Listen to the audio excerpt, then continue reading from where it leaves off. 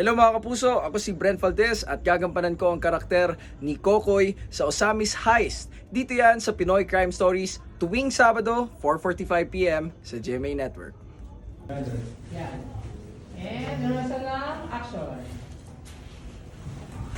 Ito yung nagmamask pa rin.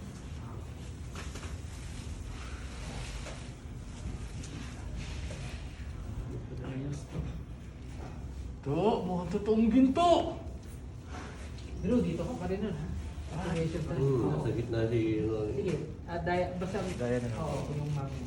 Sige, tapos ikot mo yun. Ito na yung pagkuha. So, ilabas mo, ikaw yung may bag ba, ilabas yung black bag.